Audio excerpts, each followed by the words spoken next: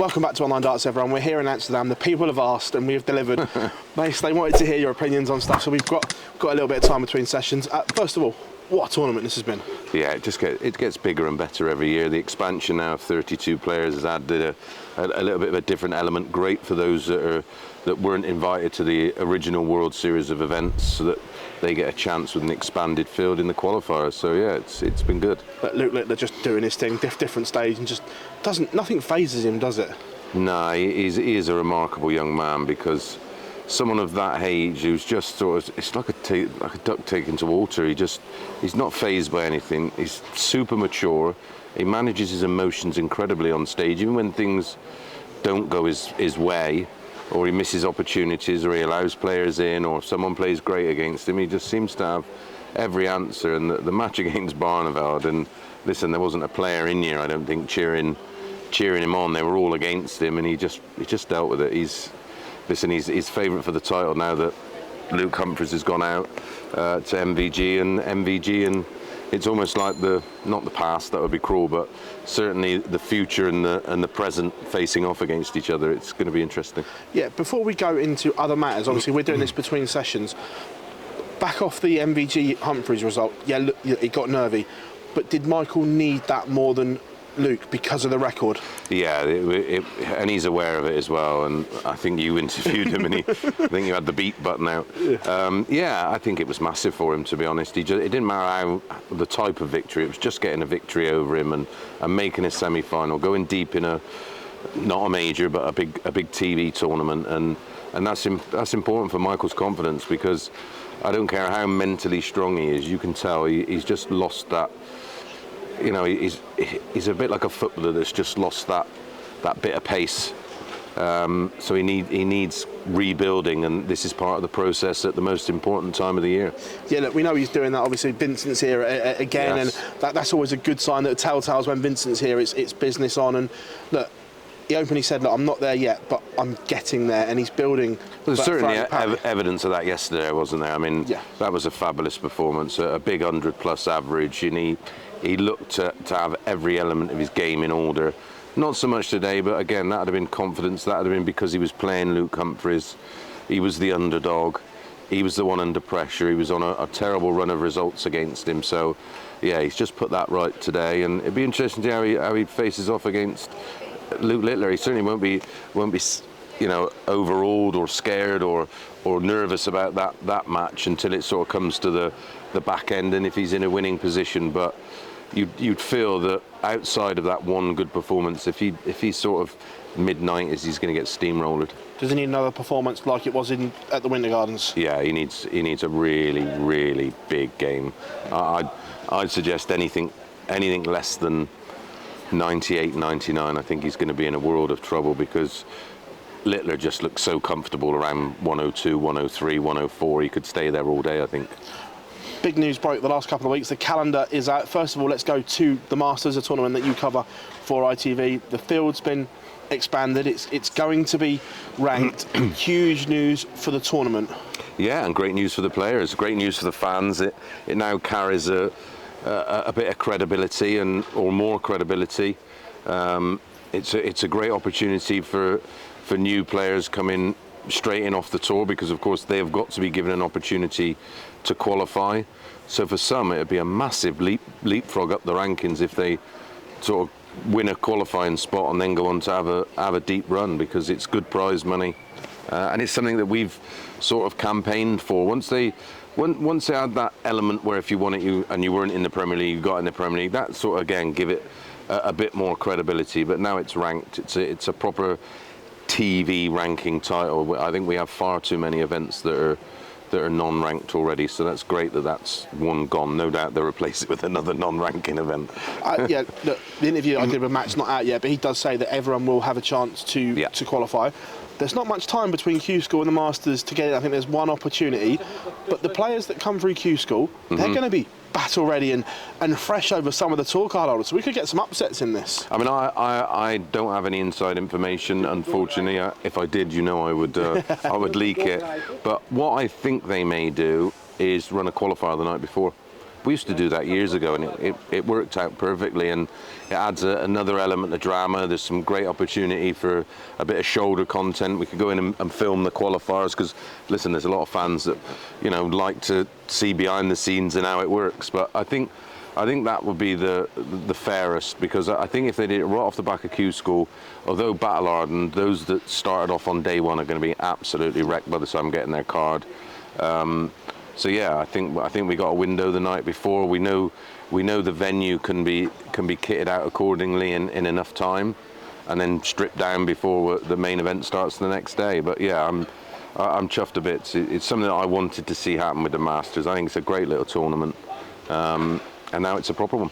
Also, as well, it adds that element, because people have said for a long time, you've only got the UK Open in the first half of the season as a major ranking event, where now there's two before you go to the match play. Yeah, and for some players that are on the fringes, there's just not the opportunities there. Yes, there's the Euro Tours and the Pro Tours, but these tournaments carry proper money, and if someone can get on a big run in either of those, they're set up for the rest of the season. So and again, I just think there's too many non-ranked events in the darts world as it is at the moment. So yeah, I'm chuffed a bit, and it's a great move by the PDC. And listen, they, as we say, they're an ever-evolving enterprise, and yeah, great choice by those at the top and those that make those decisions. We've got an extra Euro Tour, 4 more Pro Tours. The calendar keeps getting busier and busier. I think Matt's only problem is there is only 52 weeks in the year. I think if he could change it, he would. But yeah, that just shows you the popularity of our sport, isn't it? I mean,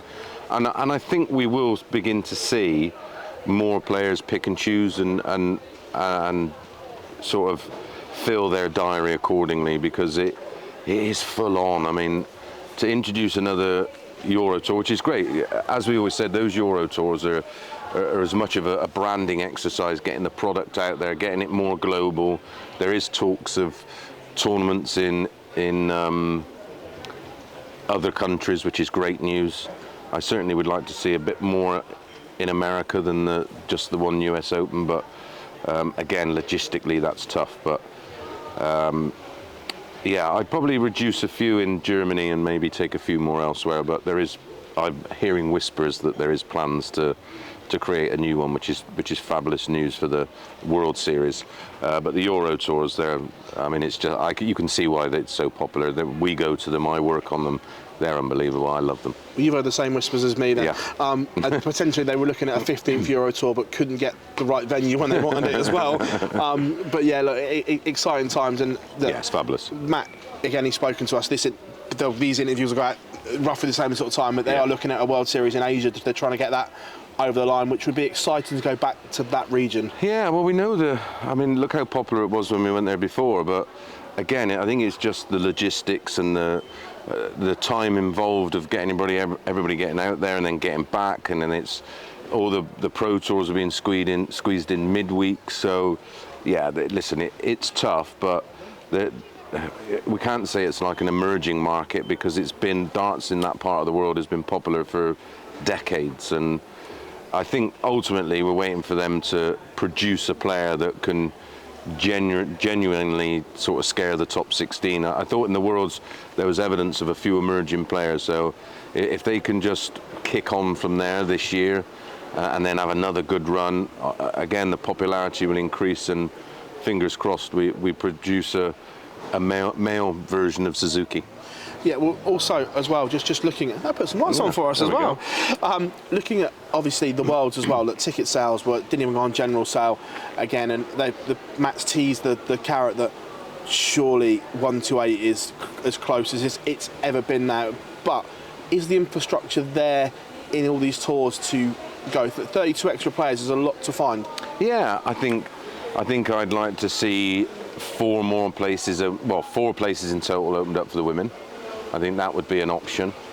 I think all the countries that support the product, where we do have the World Series events and the European tours, Australia. Yeah, I'd like to see them have more opportunities, because that would encourage more people to play. If, when you're playing for one spot, it's not.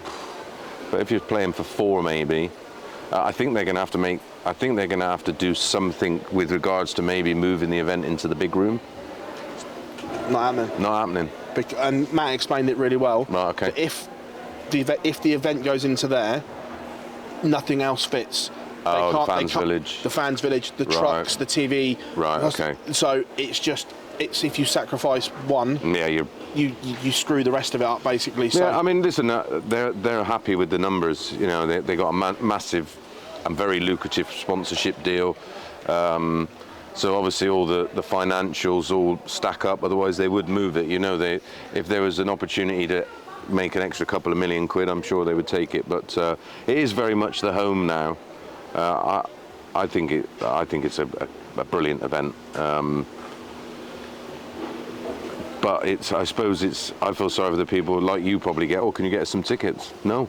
Not a chance. Can't get myself one. No, it is like that. The demand is there. So, yeah, it's just one of those things. I suppose it's a bit like people with the Oasis tickets, isn't it? It's just the demand is there for it. And if there was an opportunity to maybe even get 1,000 more people in there, I thought it may have been an option, but it actually makes sense what you say now when you think about if you tried to rejig it, you'd never get the trucks in or the fans village. The interesting bit, the evolution of the sport, that darts outgrew Lakeside. Yeah. Darts outgrew the Circus Tavern. Are we bordering territory where it may have outgrown Alexandra Palace, although it is a fabulous, iconic venue? Are we bordering where maybe it's not big enough anymore? I don't think it is big enough. I don't think it is big enough, and there's loads of things that are a pain. One, its location. The other one, getting hotels. You know, people just coming in for one night. It's great for them. They don't. But when you're there for the best part of 19 days, like just commute. I mean, I stay down in Wood Green, and just getting up and down from there is an absolute nightmare. Yeah, it's a nightmare. So yeah, you know, it's not as certainly as for me, is not as iconic as the Winter Gardens, because that's got the history. I'm not sure if we've been there long enough to even consider it as iconic as Circus Tavern, you know, because that was the birthplace of the PDC effectively. But yeah, maybe a move would be on the cards, because there is venues that certainly would be more suitable, certainly hold more people. And listen, you think with Eddie's contacts in boxing and everything else, you know, they have to find certain size venues that work. Maybe a move in the future would be on the cards, as long as it's not Saudi. I'm like you. There will be a darts event in Saudi at some point. I'm certain of it, but I agree with you. And why not? You know, I watched the snooker out there. It looked very good. Obviously, I've watched the boxing out there. Yeah, listen, and there's more to the Middle East than just Saudi. And I know we do the one in Bahrain, but I loved Bahrain. I thought it was brilliant. Yeah, I don't see an issue, and things are getting more and more relaxed out there anyway. They know they have to.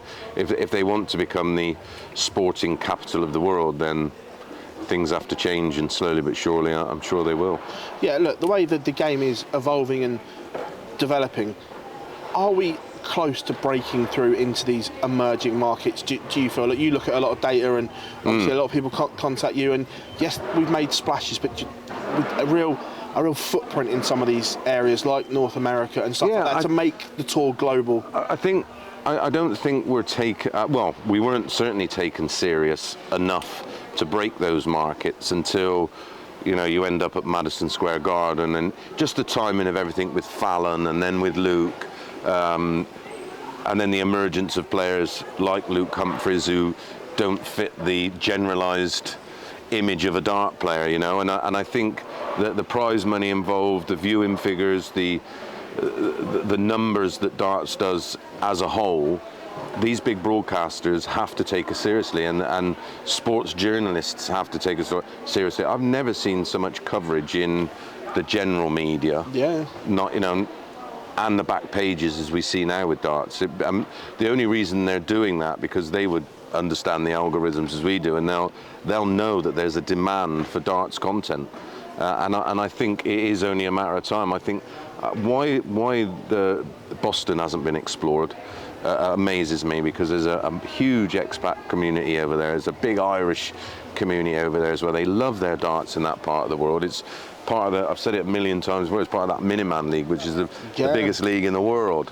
And darts is very much, there's a drone up there, is making a, well, I say a comeback. The game, I don't think the sport has ever been bigger. Yes, there used to be bigger viewing figures, but that's when we only had 3 or 4 channels. But in terms as a whole, the darts numbers are just, well, you'll see it firsthand via your channel. It is doing ridiculous numbers, and I don't think we can be ignored anymore. You know, we certainly fit a certain demographic for many years, and I think that's on the change. Even I can tell that when I'm sort of just walking around a supermarket or down the shops or in Nottingham town centre, the amount of people that will come up and ask questions and want to talk about the players, you know, that would rarely happen.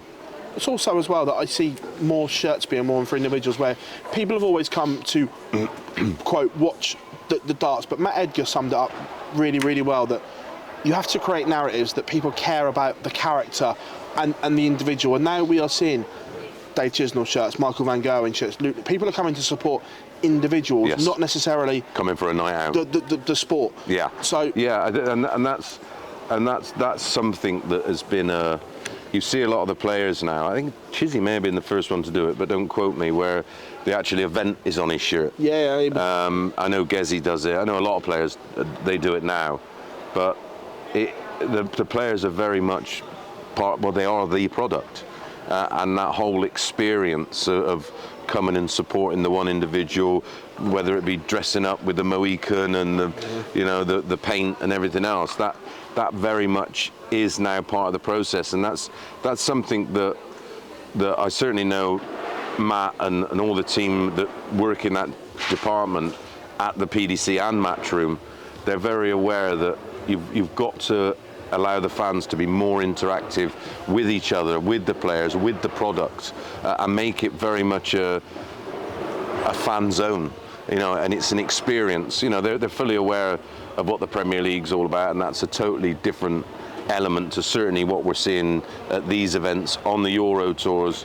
You're getting crowds turn up who've travelled together but all wearing different shirts, but they're all player shirts because they're supporting their favourite player. Well, just here in Holland, that this goes down as an epic chant for me, that Kevin Doots is a relatively, not unknown, but he's not a mega star of the sport, and they're singing Doots there it is. He had his own chant in it. That captured it all for me. And listen, the casual fan wouldn't have a clue who he is. No. Unless you're like a serious follower, and that just shows you how big the game is. Like I say, to have his own chant, and there was about, well, they were all doing it. Yeah, it was right up there as far as darts go. It was it's funny. We're talking about that in the slot tonight, in between the semi and the final, about how the walk-ons have changed and how they are now part of the experience of coming to the darts. You know yourself, as soon as the next game is finished and they're ready to start, they flock to the walk-on area, to the runway, just to get a glimpse or get a high five or get a photograph or an autograph. It is quite remarkable, but that's very clever branding of the product, because in our day we'd finish playing and just go and sit out with the crowd. Can you imagine that now? You can't do that now. But with that, and with the responsibility of, like you say, growing these narratives that people care, do the authorities have to let the players be characters again then, so they also get that thing of, I know who he is, I know who it is? Because we've openly seen people try not to be themselves on stage in fear of punishments and fines. So with that, do they have to let these go and be characters again to get that narrative out there? Yeah, ironically, we had a conversation about this, and I randomly come across it on your YouTube channel about, and I got pretty widely criticised. I said the players are being stifled, and they have been. They're not allowed to be themselves, but there is a limit. We've got a responsibility for young children that watch it and everybody else. That's understandable, but as a rule, the players, they're pretty clued up on that. But again, if they're not, media train them. Media, make them aware of. Listen, some people aren't comfortable doing it. Like Luke Humphries has a great rapport with the crowd, pre-game, post-match. When the match is on, he's in the zone. He's not one of those that is particularly reactive. positively or negatively.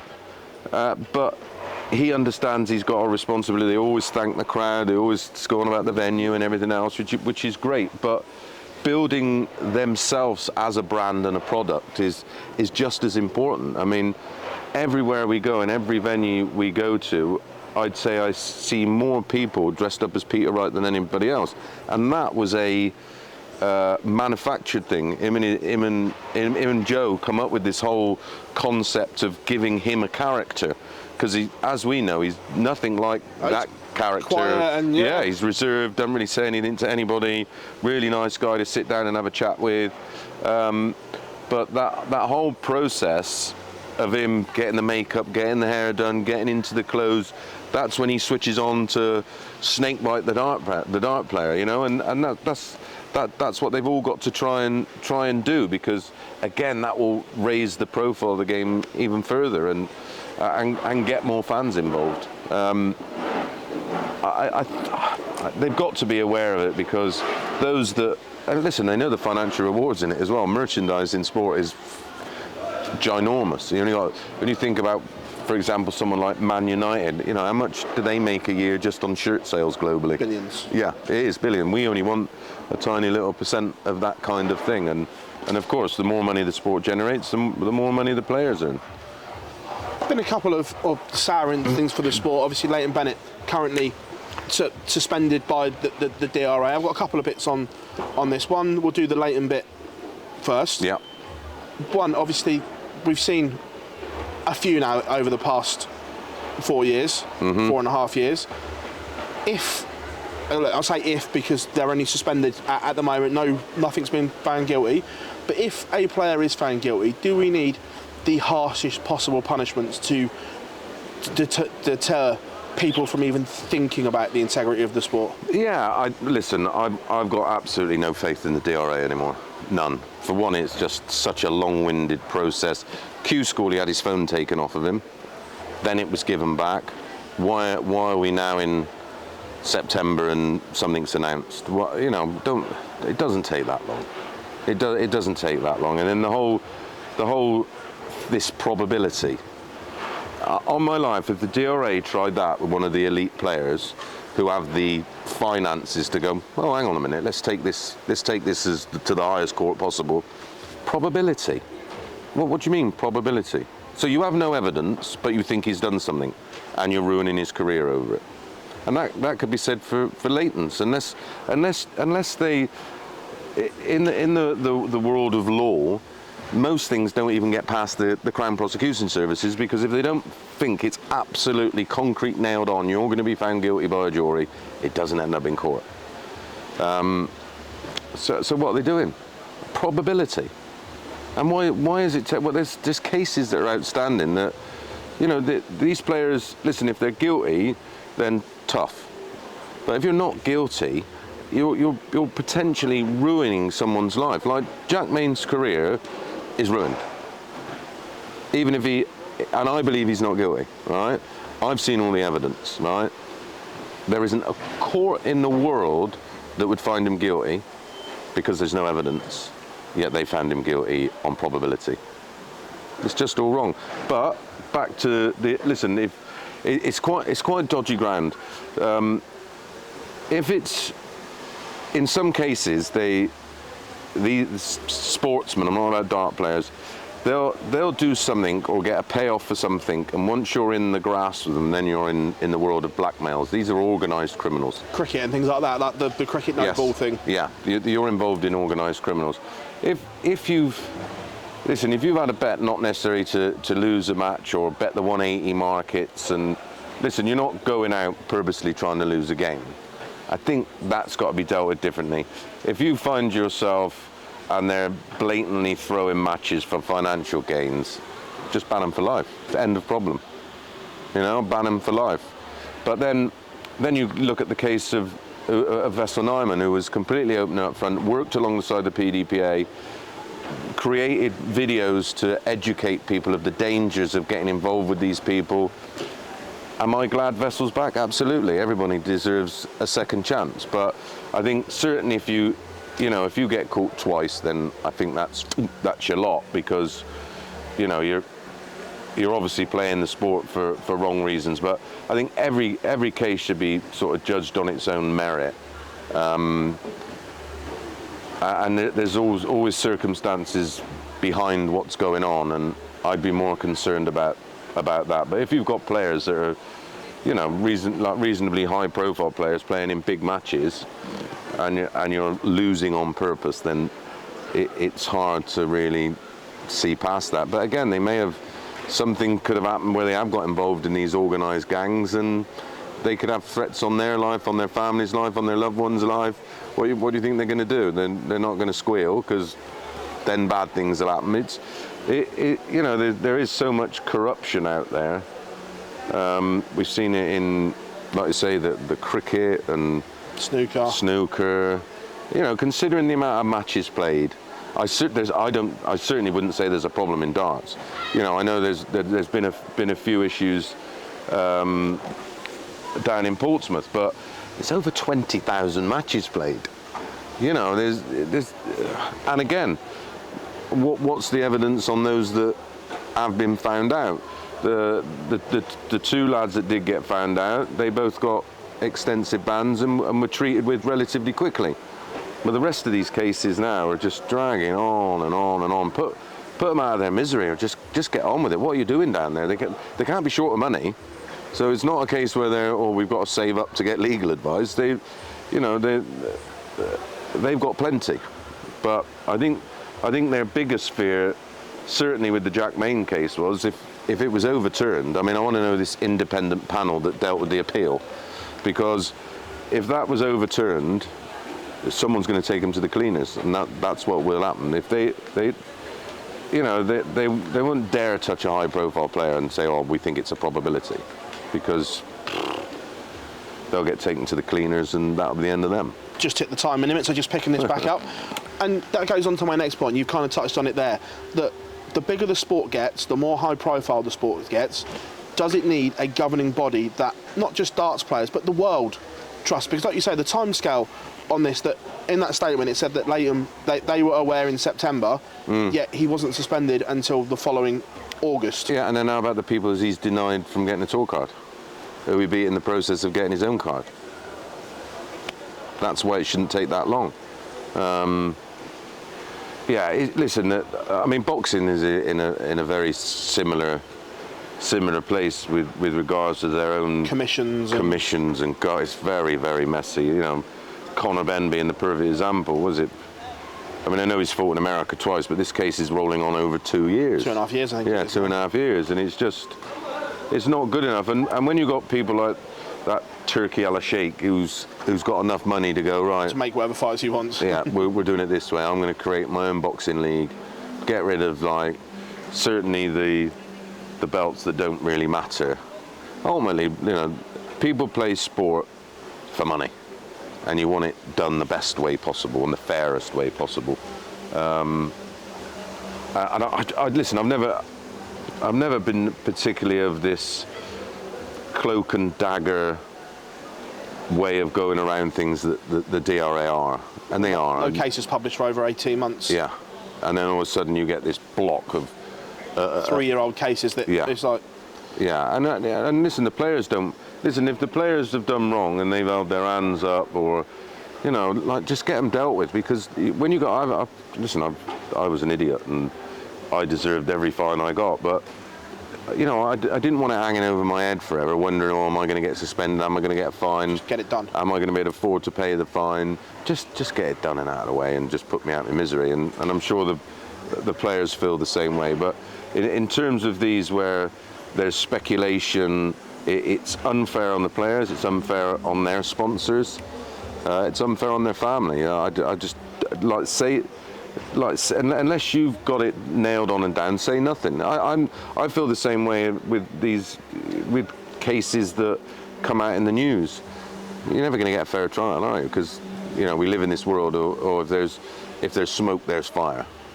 You know, so yeah, who knows what will happen with the DRA going forward? But I'm amazed that someone like sort of Barry and Matt they can't be content with the way it's run. They can't be, because it's just messy.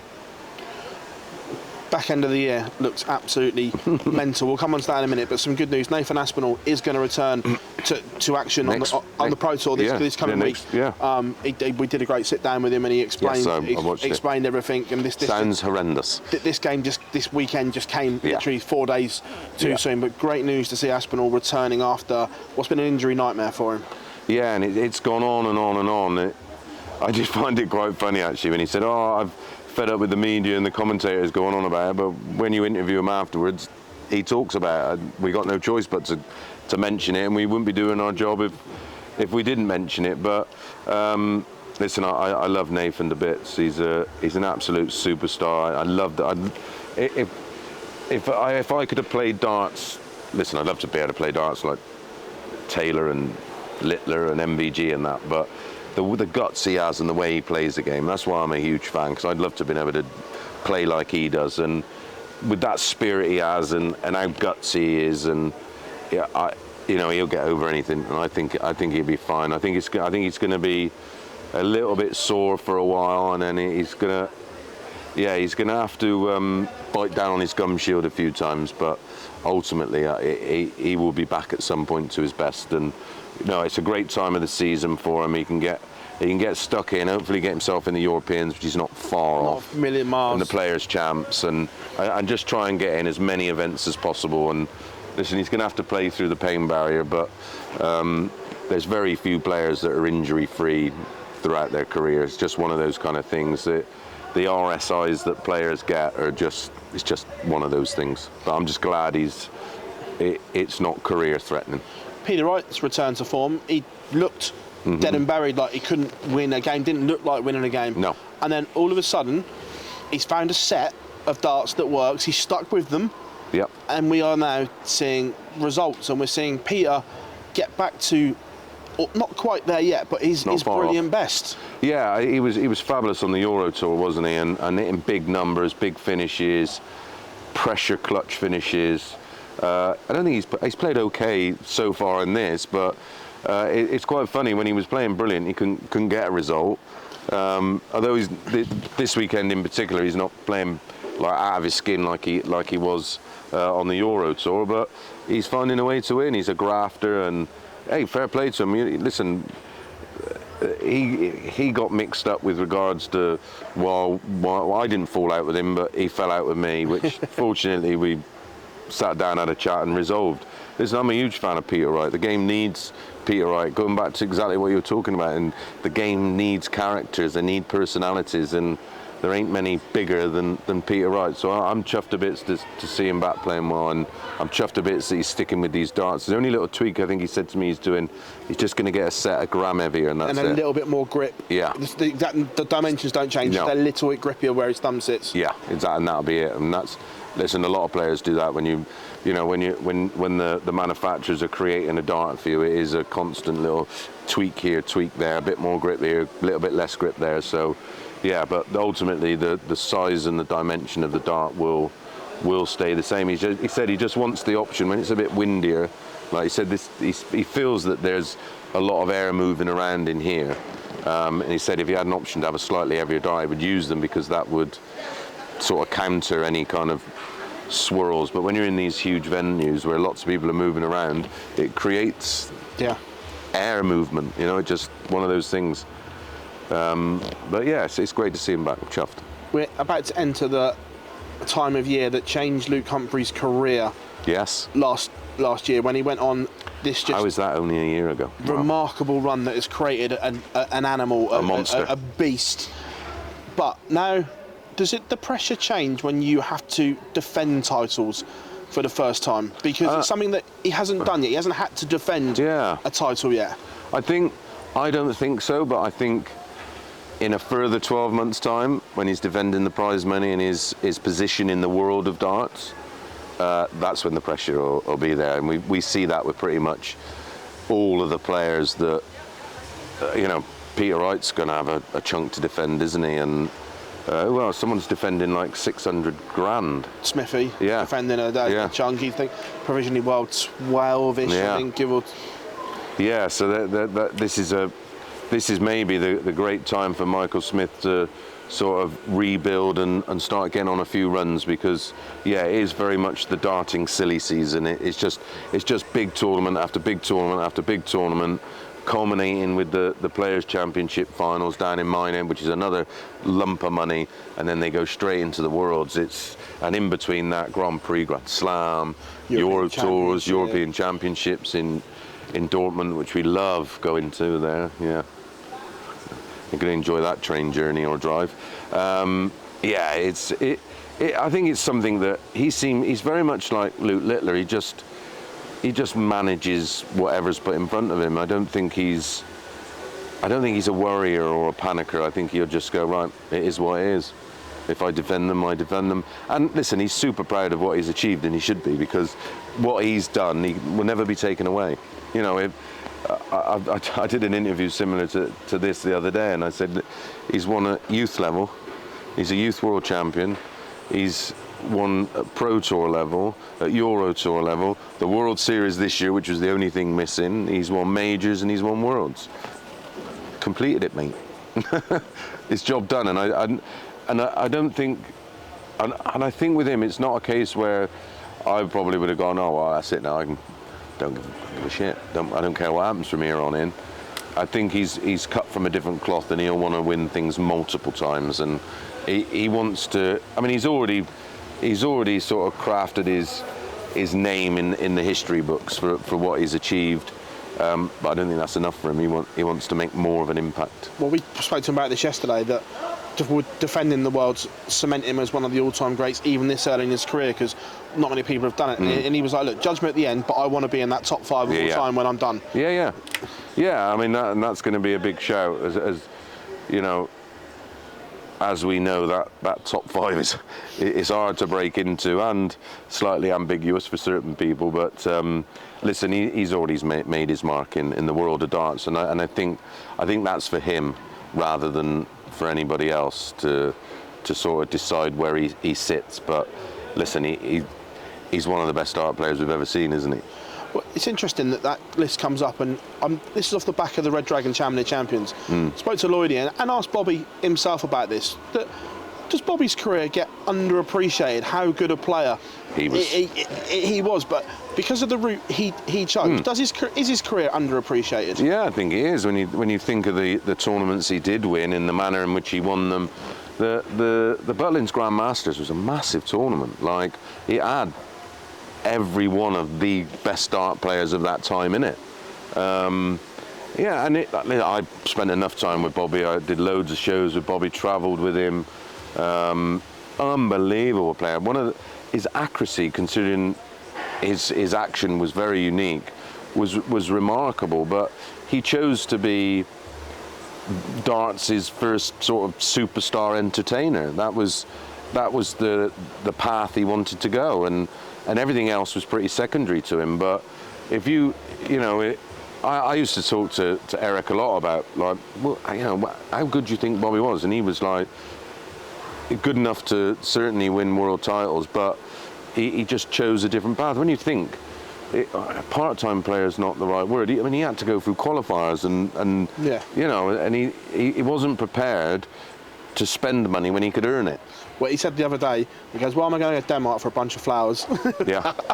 When I can stay at home and earn a couple of grand, And he is very much a home bird, is Bobby. And I was around when he was building his beautiful house, and like, to see the pride he took in that of, he created their dream family home, Giorgio, and it's an immense place. It's beautiful.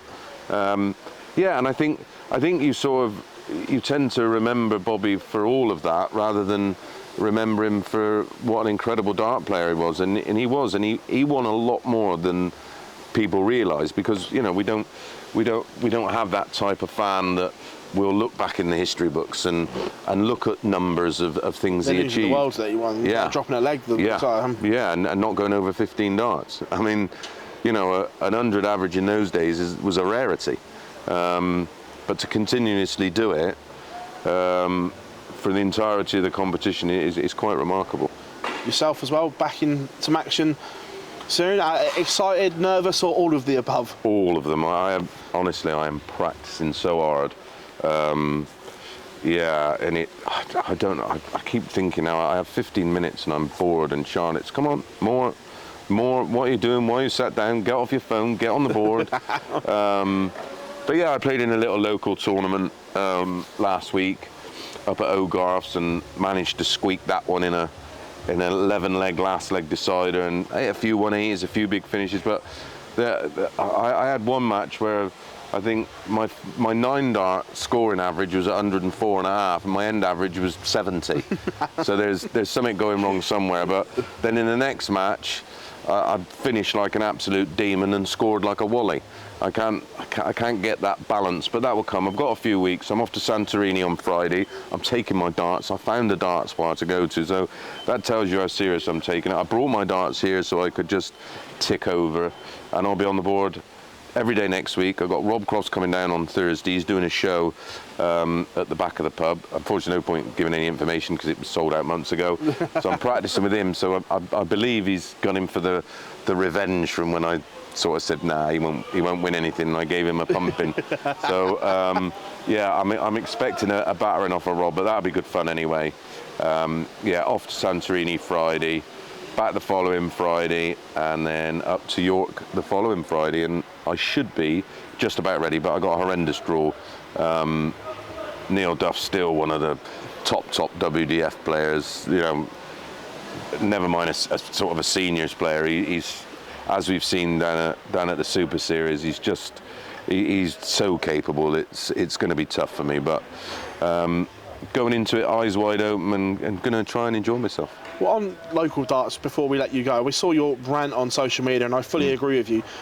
I'm guessing you didn't realise how bad the state of local darts was when you can't put a team in because of certain players in county lines and everything like that. They've learnt nothing. Honestly, they've learnt absolutely nothing, right? So it's the UKDA, and they basically say to the counties, "I'll do what you like." I'm like, but how ambiguous does it make it? Just set some blanket rules. So of course, so I said, right, we're going to put a team in the league. So got a great team together. Obviously, we want to try and put the best team in possible.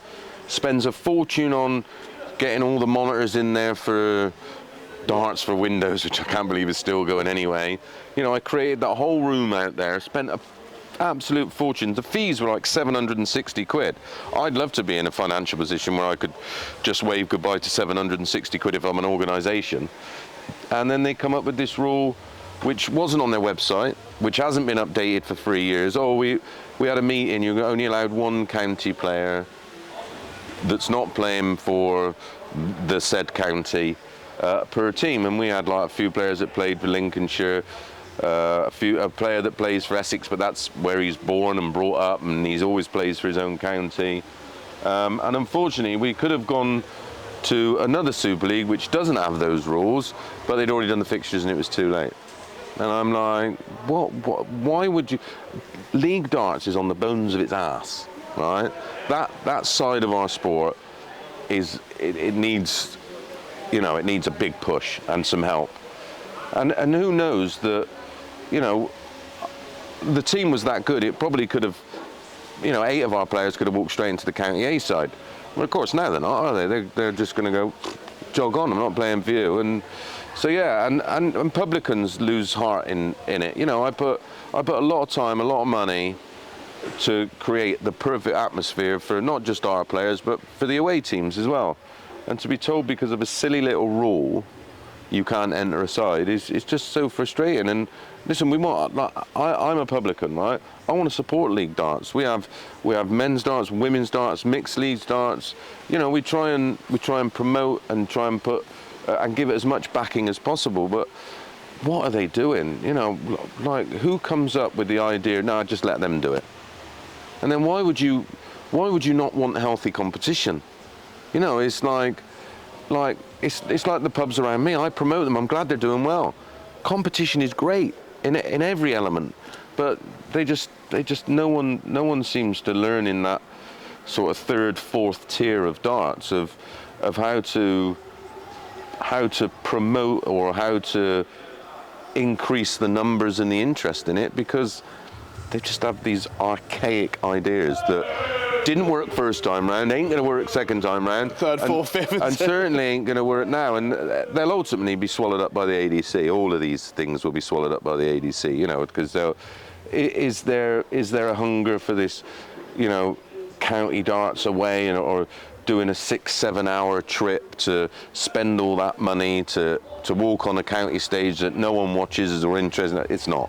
15-hour round trip to yeah, listen, I certainly think there would be an appetite if it was done on one night a month, on a Saturday night somewhere, and it was to a standard that people wanted to go out and watch, and you could maybe get the interest of some high-level WDF players. You know, you could possibly sell tickets to go and see it, but they're not open. You know, they're not open to any kind of change or improvement. It's just stuck, bogged down, and it's boring, you know. And so I'm going to invest my money into I'm doing a Thursday night Premier League, and I'm doing a Sunday Super Series.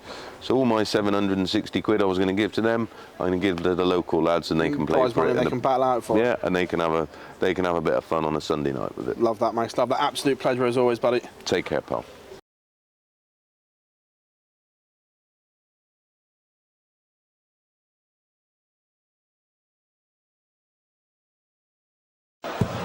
One.